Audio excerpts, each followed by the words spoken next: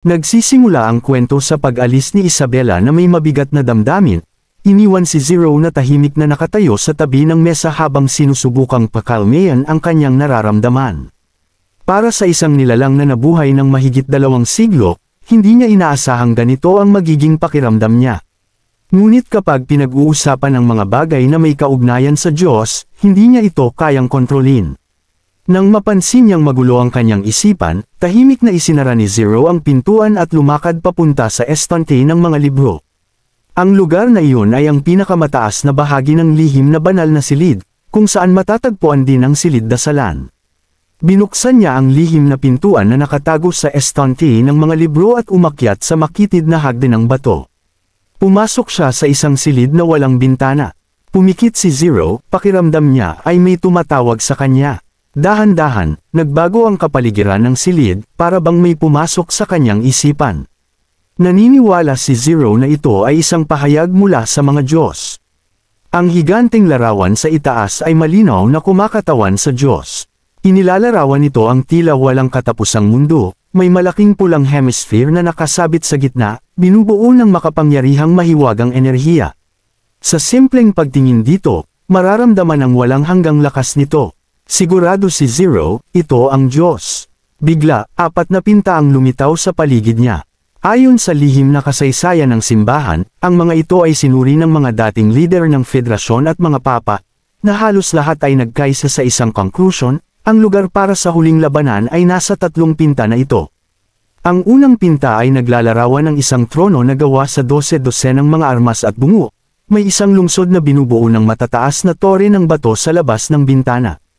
Ayon sa lihim na kasaysayan, ang nilalaman ng larawang ito ay tumutukoy sa lungsod ng pinagmulan ng mga demonyo, na matatagpuan sa hilagang kanlurang bahagi ng kaharian ng Don. Tinitigan ni Zero ang trono. Ngayon, hindi niya nakita ang sinumang nakaupo dito. Hindi laging pareho ang mga tanawin sa kanyang isipan, minsan may isang kabalyero na nakasuot ng baluti na nakaupo sa trono, ngunit madalas na wala itong laman. Ang pangalawang pinta ay mas kakaiba. Sa bawat pagtingin niya, nagbabago ito. Sa pagkakataong ito, nakita niya ang tubig. Ang mapusyaw na asul na tubig ay umaagos sa pagitan ng malalaking kalansay, hanggang sa unti-unting tumaas ang antas ng tubig at umabot ito sa kanya. Pakiramdam ni Zero ay nalulunod siya, ngunit nagpumiglas siya at nakawala rin. Ang ikatlong pinta, ayon sa lihim na kasaysayan, ay naitala noong unang mga araw ng unang banal na digmaan.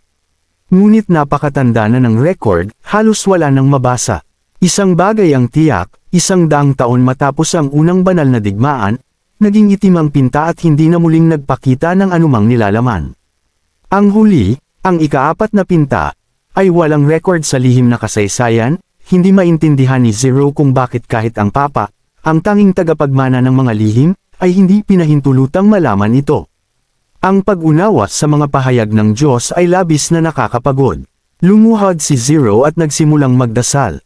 Sa kanyang 2 siglong alaala, naniwala siyang wala ng mahalaga sa mundong ito, ngunit nang maging papa siya, napagtanto niyang napakarami pa niyang hindi nauunawaan.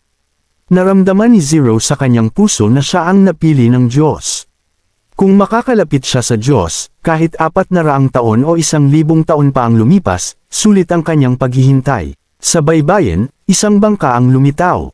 Ito ang bangkang magdadala sa mga mangkukulam pabalik sa Slandering Island. May bahid ng lungkot sa kanyang boses, sinabi ni Andrea na oras na upang bumalik. Tumingin siya kay Roland, sinasabing talagang nagustuhan niya ang lugar at nagtaka kung makakagawa pa rin siya ng masasarap na ice cream sandwiches pagbalik niya. Bago umalis, binigyan din siya ni Roland ng recipe para sa ice cream sandwiches, sinasabing magiging masarap ito hanggat may itlog at gatas. Pangako niya kay Andrea na sa susunod niyang pagdating, mas masasarap pa ang kanyang ihahanda. Ngumiti si Andrea at pumayag.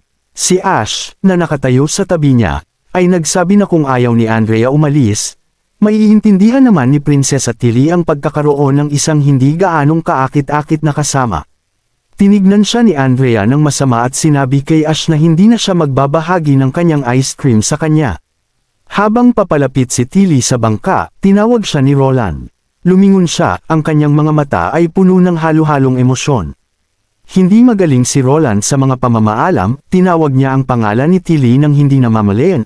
Pagkatapos ay huminga ng malalim, binuksan ang kanyang mga bisig, at sinabi kay Tilly na maaari siyang lumapit sa kanya kung may problema at tutulungan niya ito.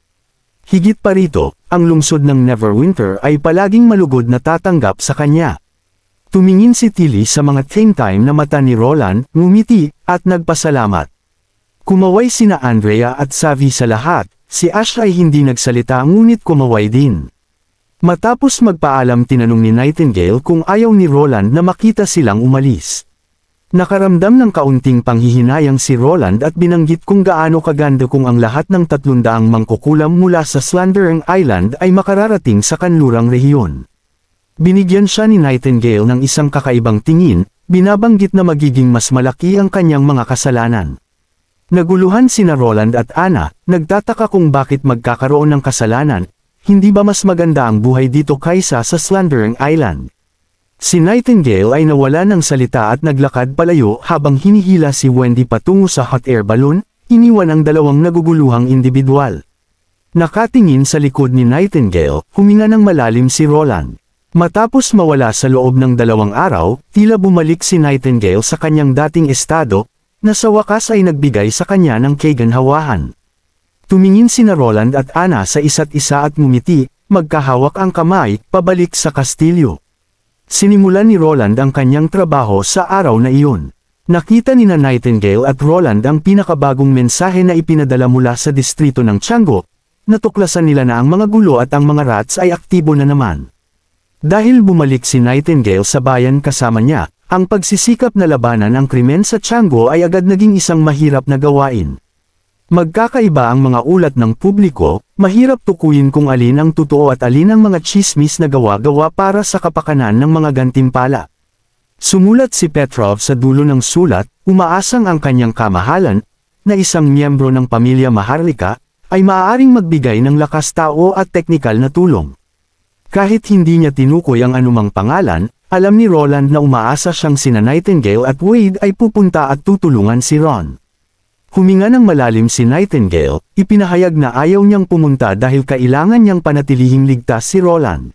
Si Roland ay nagsabi na bilang pinuno ng Security Bureau, si Nightingale ay kailangan na maglakbay sa pagitan ng 2 lugar upang suriin ang iba't ibang gawain sa teritoryo. Umiling si Nightingale at sinabi na ngayon ay parehong nakatuon ang atensyon ni Timothy at ng simbahan kay Roland. Kung magpapadala sila ng mga mangkukulam upang patayin si Roland, si Nightingale lamang ang makakapigil sa kanila. Nais pang magsalita ni Roland, ngunit pinigilan siya ni Nightingale, sinabihan siya na kahit ano pa ang sasabihin niya, hindi siya papayag. Sinabi ni Nightingale na tiyak nakakampihan siya ni Wendy at Skrull. Pagkatapos lamang magsalita ni Nightingale ay sinabi ni Roland na sasama rin siya. Nagulat si Nightingale at medyo nahihiyang iniwas ang tingin, sinabing kung gayon ay wala siyang magagawa kundi kumilos dahil humingi ng tulong ang distrito ng Tianggu. Ngumiti si Roland at sinabing isama rin si Summer. Panahon na para matuto at magsanay siya. Dagdag pa rito, kailangan nilang isama sina Sylvie at Soraya. Kinagabihan, naglayag sila patungong distrito ng Tianggu. Si Petrov ay naghihintay kay Roland sa daungan, at dinala siya nito sa kastilyo. Pagkatapos ng hapunan, ang 4 ay bumalik sa opisina. Inulat ni Petrov na kamakailan lamang, bukod sa ilang pagnanakaw at hold-upon, batay sa mga ulat na natanggap nila, ay nakaranas din sila ng isang malaking problema. Tumigil siya at sinabing may mga taong hayagang lumalaban sa mga patakaran ni Roland. Sinabihan siya ni Roland na ipaliwanag. Ipinaliwanag ni Ron, ayon kay Police Chief Wade, na ang kasong ito ay dapat tawaging Outer Town North Street Serial Killings. Agad na nagkaroon ng interes si Roland, ang ganitong estilo ng pagpapangalan ay itinuro niya kay Wade. Hiniling ni Roland kay Ron na magpatuloy. Seryosong sinabi ni Ron na simula 3 araw na ang nakalilipas, bawat gabi ay may isang residente ang pinapatay sa kanilang tahanan, at lahat sila ay may mga pagkakatulad, lahat lalaki, nakatira mag-isa, may mga kapamilya, at pinakaimportante, lahat sila ay nagpahayag na magtatrabaho sa City Hall. Sa bawat silid ng biktima, may naiwang painting, isang korona na may pulang cross, pininta gamit ang dugo ng mga biktima. Dahil sa markang ito, napatunayan ni Ron sa City Hall at nalaman na ang ilan sa kanila ay nasa listahan ng mga taong pupunta sa ilog ng Crimson Water upang magtayo ng mga bahay. Ang bagay na ito ay naipalabas na sa North Street, sinasabing basta't magpahayag ng pagtatrabaho sa City Hall, sila ay pag-iinitan ng pulisya. Sinabi ni Ron na kung magtatrabaho sila sa City Hall, maituturing silang isang killer. Sinabi ni Petrov na noong una, ang proseso ng pagre-recruit ay mabagal na, at nang kumalat ang balitang ito, maaaring magkaroon ito ng negatibong epekto sa plano ni Roland. Nang tanungin ni Roland kung may mga clue sa killer, parehong umiling ang dalawa, walang nakakita sa crime scene, at ang pagpapadala ng mga tao upang maghanap ay tila imposible nang walang anumang lead. Nang tanungin kung paano nalutas ang mga ganitong insidente noon, sinabi ni Ron na kadalasan ay hinahawakan ito ng patrol team, ngunit wala silang anumang standardized na procedure. Kung malaki ang epekto, maaaring apilahin ng mga pamilya ng biktima ang Panginoon, na pipilitin ng mga gang at grupo ng mga rats na iharap ang mga salarin. Kahit na ang mga ipinaharap ay tunay na salarin o mga scapegoat lamang, wala silang pakialam. Kung ang mga pinatay ay mga outsider o mga taong nakatira mag-isa, kadalasang hindi pinapansin ng mga awtoridad. Ito ay isang malinaw na kawalang katarungan, naisip ni Roland. Sa ganitong paraan, ang hustisya ay halos ipinasa sa mga rats. Gayunpaman, kahit na ano paman, hindi papayagan ni Roland ang paggamit ng mga scapegoat sa kanyang teritoryo. Umupo si Roland at sinabi sa dalawa na, simula bukas, ang Security Bureau ang mga ngasiwa sa kasong ito. Kailangan lang nilang makipagtulungan. Tinanong ni Nightingale si Roland kung ano ang plano niya, ngunit wala sa intensyon ni Roland na personal na harapin ang bagay na ito. Plano niyang ipagkatiwala ang isyong ito kay Nightingale. Ang kanyang prioridad sa susunod na araw ay ang ayusin ng mga noble upang magtatag ng isang bagong secondary municipal hall. Umaasa siyang maitatag ang istrukturang organisasyonal na ito sa lalong madaling panahon, at ang gawain ng paglaban sa krimen ay ipinasa kay Nightingale. Nagulat si Nightingale, nakaupo siya sa mesa, nakatingin kay Roland. Ipinaliwanag ni Roland na siya, bilang pinuno ng Security Bureau, ang dapat magdesisyon kung paano lulutasin ang kaso. Lahat ng puwersa ng pulisya sa lungsod ng Neverwinter, kasama sina Wade at Ron, ay nasa ilalim ng kanyang utos. Hindi naintindihan ni Nightingale dahil madalas na sinasabi ni Roland ang tungkol sa paghihiwalay ng kapangyarihan ng mga departamento at pagpapanatili ng pagkakapantay-pantay sa katayuang administratibo. Nagtaka siya kung inilalagay ba nito ang Security Bureau sa itaas ng Municipal Hall. Pinagpahalagahan ni Roland ang tanong ni Nightingale. Inilagay niya ang kamay niya sa mga kamay nito at malumanay na sinabi sa kanya na ang kaligtasan ng teritoryo ang pinakamahalaga, kaya nga direktang nag-uulat si Nightingale sa kanya. Habang umaasa si Roland na ang iba't ibang departamento ay maghihiwalay nga at hindi makikialam sa isa't isa, sinabi rin niya na hindi sila makikialam sa isa't isa. Kailangan din nila ng isang network upang paghiwalayin sila upang maiwasan ang pang-aabuso ng kapangyarihan at korupsyon mula sa loob at upang maiwasan ang pagbagsak ng bagong sistema sa loob. Seryosong tumingin si Roland sa mga mata ni Nightingale, malumanay na sinasabi sa kanya na siya ang kalasag upang maiwasan ang lahat ng ito, maging ang kanyang sariling kaligtasan o ang kaligtasan ng teritoryo, lahat ay ipinagkatiwala sa kanya. Pagbalik sa silid, hinawakan ni Nightingale ang mga balikat ni Summer at malakas na idineklara na huhulihin nila ang lahat ng kriminal, sinisiguro na hindi na nila magagawang ipakita ang kanilang mga mukha sa lungsod ng Neverwinter. Malumanay na sumang-ayon si Summer, ngunit binanggit na malapit na ang oras ng pagtulog. Kumikinang ang mga mata ni Nightingale, sinabi niyang maaga pa at dapat nilang maayos na pag-isipan ang kanilang estratehiya para sa susunod na araw. Sinabi rin niya kay Summer na huwag siyang tawaging My Lady, dahil lahat sila ay magkakapatid sa unyon ng mga mangkukulam. Tumango si Summer at malumanay na tinawag siyang Sister Nightingale. Napansin ni Summer na tila napakasaya ni Nightingale, paulit-ulit na ipinahayag ang kanyang pagnanais na mahuli ang mga kriminal. Pinag-usapan ng dalawa ang bagay na iyon. Sinabi ni Summer na ang kakayahan ni Summer ay maaari lamang tumagal ng 2 araw dahil sa kanyang kulang na magic power at hindi niya makontrol ang tagal ng kanyang mga kakayahan. Kung gayon, kailangan ng kaunting swerte, naisip ni Nightingale. Di nagtagal, humiga sila upang matulog. Umakyat si Summer sa malaking kama at agad na naramdaman ang lambot ng kumot. Ito ang kauna-unahang pagkakataon niyang maranasan ang ganito kakomportableng unan at kutson, at sa isang iglap, ay dinalaw siya ng isang malalim na antok. Narinig ni Summer si Nightingale na bumubulong sa kanyang tabi, "Ako ang kanyang shield."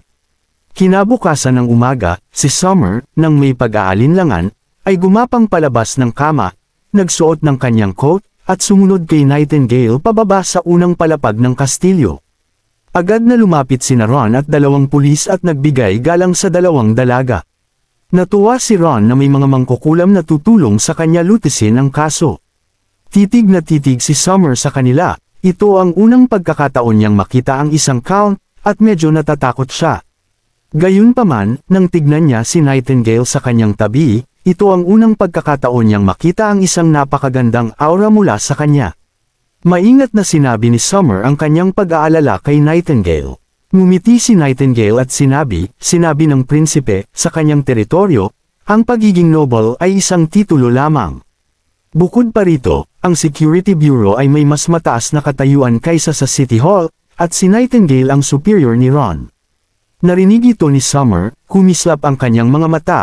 Ito talaga ang kanyang idolo. Umalis ang grupo sa kastilyo at tumungo sa crime scene. Kagabi lamang, namatay ang isa pang biktima sa kanyang tahanan, ginagawa itong ika-4 na insidente. Pumasok sila sa isang maputik na eskinita, at pagkatapos ng ilang sandali, huminto ang nangungunang pulis sa harap ng isang sira-sirang bahay na kahoy. Sumunod si Summer kay Nightingale papasok sa bahay, tumigil ang kanyang puso. Sa loob, nakita niya ang isang lalaking nakahiga sa sahig, may malalim na hiwa sa kanyang lalamunan, at sa dingding, may maitim na pulang marka ng isang nakakros na korona. Ang matinding amoy ng dugo ay sumalubong sa kanyang mga senses. Dali-dali niyang tinakpan ang kanyang bibig, halos masuka. Si Ron, na may pag-aalala, ay lumapit kay Summer at sinuggest na lumabas siya para makalanghap ng sariwang hangin, ngunit nakita ni Summer na nakayuko na si Nightingale sa tabi ng bangkay, kalmado na sinusuri ang mga sugat. Ayaw niyang mapahiya si Nightingale, kailangan niyang tiisin. Tinanong ni Nightingale si Ron kung kailan natagpuan ang bangkay. Tiningnan niya ang kanyang notebook, sumagot si Ron na natagpuan ito kaninang madaling araw nang lumabas ang mga lokal na residente para mag-igib ng tubig. Nakabukas ang pinto, balak ng killer na makita ng lahat. Ang pangalan ng biktima ay Shovel, isang malayang mamamayan na dating isang rats, ngunit wala siyang mga mahahalagang gamit. At walang nakarinig ng anumang ingay sa paligid. Naisip ni Nightingale na para patayin ang isang malaking lalaki, dapat may ingay. Kahit nahiwain ang kanyang lalamunan, hindi siya agad-agad mamamatay. Ang pagpupumiglas o pagkatok sa sahig ay dapat na lumikha ng ingay. Inutusan ni Nightingale si Ron na dalhin ang lahat mula sa paligid, gusto niyang personal na tanungin sila. Hiniling din niya kay Summer na tawagin si Soraya. Nang bumalik sila sa eskinita, bukod kay Soraya, may 2 pang individual kasama ni Summer. Lumipad sina Lightning at Maggie papasok sa bahay, malakas na nagprotesta tungkol sa pagkakatanggal sa ganoong mga bagay, binanggit na partikular silang nagbabala sa mga detective. Ang uniforme ng detective na kamakailan lang dinisenyo ni Roland upang makatulong sa paglutas ng mga krimen. Galit na sinigawan ni Nightingale ang 2. Habang wala siya, paano nila iniwan ang prinsipe? Mahinang sumagot si Lightning na nandoon si Sylvie, at walang madaling makalapit sa kanya, at anong panganib ang maaaring makuha niya sa bulwagang kastilyo sa panahon ng isang pulong ng mga noble. Gusto nilang tulungan lutisin ang kaso sa crime scene, ngunit si Nightingale, sa kanyang galit, sinabihan silang bumalik upang protektahan ang prinsipe bago matapos ang pulong. Isinara ni Nightingale ang pinto ng silid at ipinaliwanag ang plano sa pagdakip sa salarin. Gagamitin ni Summer ang kanyang kakayahan upang i-rewind ang oras upang makita kung ano ang nangyari, at iguguhit ni Soraya ang itsura ng kriminal. Ang magic power ay umapaw mula sa mga daliri ni Summer, at 2 pulis ang nakatingin sa eksena ng may pagtataka. Komento ng isa sa kanila na ang mga ilusyon na ito ay masyadong realistic, parang kapangyarihan ng mga demonyo. Bago pa niya matapos, pinatahimik sila ni Ron. Ipinagpatuloy ni Summer ang pag-rewind ng oras, at pagkatapos ay lumitaw muli sa kama. Sa oras na ito, ang lalaki ay hindi pa pinapatay. Noon lang naintindihan ni Ron na ang kakayahan ni Summer ay hindi maaaring tumagal ng masyadong mahaba at maaaring hindi makita ang proseso ng pagpatay. Tumango si Nightingale, alam niyang mas matagal ang gagawin ng kriminal upang mag-iwan ng marka, at patuloy na inutusan si Summer kung kailan ay rewind. Tumango si Summer, huminga ng malalim, at muling ginamit ang kanyang kakayahan, inilagay ang rewind point sa pagitan ng 2 at 3 oras. Ang magic ay umapaw patungo sa walang laman na dingding, nabubuo sa isang nakatayong estranghero. Ginagamit niya ang isang maduming kumot upang gumuhit ng isang bagay sa dingding. Ang killer ay isang ordinaryong lalaki na mas maliit kay Shovel, dahil hindi nakikita ang kanyang mukha. Ipinagpatuloy ni Summer ang paggamit ng kanyang kakayahan upang i-rewind ng 10 minuto pa. Sa pagkakataong ito, malinaw na nakita ng lahat ang tunay na mukha ng killer. Una niyang itinali ang isang lubod sa paligid ni Shovel at pinatay siya, pagkatapos ay hinayla siya sa sahig, kinuha ang isang dagger at hiniwa siya. Sa buong proseso, hindi nagpumigla si Shovel, parang tulog na tulog siya. Naubos na ang magic ni Summer, at sinuportahan siya ni Nightingale mula sa likod, sinalo ang kanyang pagbagsak. Tila may napagtanto si Ron, nagtatanong kung bakit hindi man lang nanlaban si Shovel. Pagkatapos ay tumingin siya sa paligid, at ang tanging naisip niyang dahilan kung bakit nasa ganitong kalagayan si Shovel ay ang tubig pangarap. Ayaw sigurong madungisan ng salarin ang sarili nitong dugo. Kaya't ginamit nito ang lubod upang patayin muna si Shovel. Maya-maya, isang pulis ang nagsalita, sinasabing kilala niya ang lalaki. Naagad na nakakuha ng atensyon ng lahat. Sinabi niyang ang lalaking ito ay dating patrolman. At alam niya ang tinatayang tirahan nito. Tumango si Nightingale, na sinasabing maganda ang kanilang swerte. At malakas na iniutos sa lahat na kumilos upang hulihin ang salarin. Nakuha agad ng grupo ang eksaktong lokasyon ng bahay ng salarin sa pamamagitan ng pagtatanong. Mabilis nilang pinasok ang bahay, at rumspand ang mga pulis, dinakip si Mans na kakagising lang sa kama. At tinalian ito ng mahigpit. Sa takot, sumisigaw si Mans na pakawalan siya. Lumapit si Ron, sinampal siya ng 2 beses, hinayla ang buhok. At itinulak ito ng malakas sa sahig, dahilan upang siya'y matahimik agad. Tinitigan siya ni Ron ng galit, kinokondena ito sa pagtutol sa prinsipe. Sinasabing masyado pang maganang bitihin siya sa tarangkahan ng lungsod. Patuloy pa rin sa pagdadahilan si Mans, ngunit isang suntok mula kay Ron ang nagtanggal ng kanyang ngipin. Napabukas ang bibig ni Mans dahil sa sakit, at makikita sa kanyang mga mata ang halo ng hindi paniniwala at takot. Nang sabihin ni Ron na nasaksihan nila ang pagpatay noong nakaraang gabi. Kinuha ni Nightingale ang tubig pangarap mula sa coat ni Mans at tinanong kung sino ang nag-utos sa kanya na gawin ang mga ito. Patuloy na nagkaila si Mans, kaya't muling itinaas ni Ron ang kamao. Nagbabanta na magsabi ng totoo o maranasan ang galit ng mga maharlika. Hindi nakialam si Nightingale, nag-atubili si Mans, ngunit damapo muli ang kamao sa kanya. Matapos ang ilang suntok, umamin si Mans na may isang tao mula sa inner city ang nag-utos sa kanya. Sinabi niyang binabayaran siya ng 4 na gintong barya sa bawat taong papatayin niya. Sinabi rin niyang sa ganitong paraan, mas magagalit ang mga tao.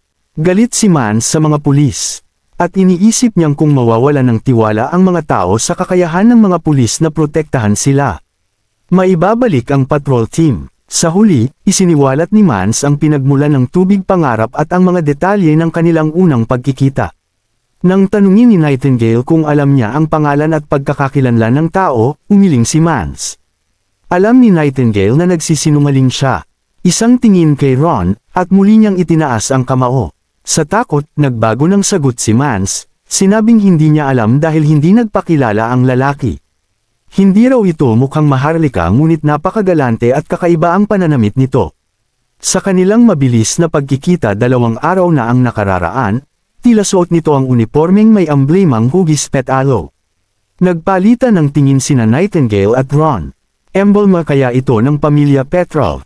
Hindi sigurado si Mans dahil suportado ng pamilya Petrov ang Panginoon, kaya't bakit nila lihim na sasalungatin ito? Sigurado si Ron na hindi ito gawa ng Petrov at pinaghihinalaang may iba pang sangkot. Ngunit may pakiramdam si Nightingale na may nakakaligtaan siya. Ang impormasyon mula kay Mans ay totoo na, ngunit may tila hindi tugma. Lumapit sina Lightning at Maggie sa pintuan, nagtatanong kung kailangan pa sila dahil tapos na ang pulong. At kailangan na nilang bumalik. Dahil sa hindi may iwasang magulo ang sitwasyon. Pinaghintay ni Nightingale ang dalawang dalaga sa labas. Nang marinig ang salitang, pulong, mula sa kanila, may biglang pumasok sa isipan ni Nightingale. Sandali, nasa bulwagan si Prinsipe Roland kasama ang mga maharlika, tinatalakay ang pagtatayo ng bagong City Hall. Nangangahulugan ito na walang personal na mga tanod sa paligid niya, at ang pinakamalapit na tanod ay nasa labas ng bulwagan. Kung ang taong ito ay talagang mula sa pamilya Petrov, tiyak na madali itong makakapasok sa kastilyo. Iniwan ni Nightingale sina Ron at Mance, tumakbo palabas ng silid, at hinawakan si Lightning sa balikat. Agad na sinabing, mabilis, dalhin mo ako pabalik sa kastilyo. Maaaring nasa panganib ang prinsipe. Bagamat labis na nagulat, hindi nag-atubili si Lightning, binuhat si Nightingale. At mabilis na lumipad pabalik sa kastilyo. Umaasa si Nightingale na nagkakamali siya. Ngunit habang iniisip niya, lalo siyang kinakabahan. Nagsimula ang mga pagpatay 3 araw na ang nakararaan, ang araw na dumating ang kahilingan ng pamilya Petrov para sa tulong sa bayan sa hangganan. Kung ang tunay na layunin ay ilihis ang atensyon sa mga kasong ito at alisin siya sa tabi ni Roland, napakasama nito. Sa bulwagan ng pagpupulong, isang lalaki ang naglabas ng patalim at sinugod si Roland. Sumigaw si Sylvie ng babala, ngunit ang patalim ay patungo na sa tiyan ni Roland.